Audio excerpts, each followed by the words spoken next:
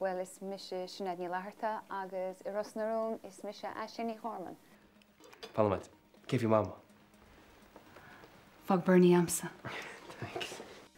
Tá me duna eisteacht stáitsin is le óhaid an sé bliana déag seans agus telefís seans me duna rudí beagán seo siúd le chéad bliana na mar sin.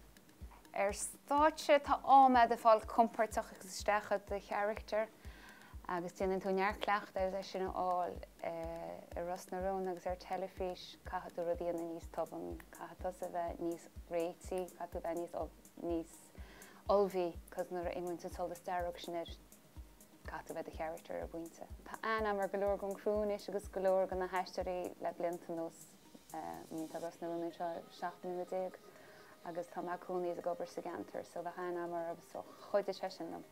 Agus cínta fanúla bheith a gaiisireacht lom chud a lábeo háir sé sin, so ní mu a golbhú rinne mu go leor línta le chéile agus nó tháinig sé agus tíon camera bhí me níos comportí. An character teag Aislinn ná déanann si ráí an toban fecinn si rud a cinn táhatha agus ní chuann si smuoine be isteach ar cin deiribh is a scéal.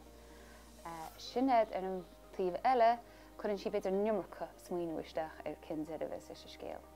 Chomá lei sin 8 Aislinn, so ní léonidir chinú dearfrachaíocha agus is mu sin duine óige go déanir, so sin difriocht an mhór. Well, tháinig Aislinn isteach go Ros na Rún mar bhí si gar a caidre bheith le Bernie agus ana chuir agus ar a clán ar fad atá ag Bernie. Agus ce tá nána tá coppla surprise an ná go Aislinn I Ros na Rún. Hi, mis Aislinn is Ros na Rún. Biggie Brano.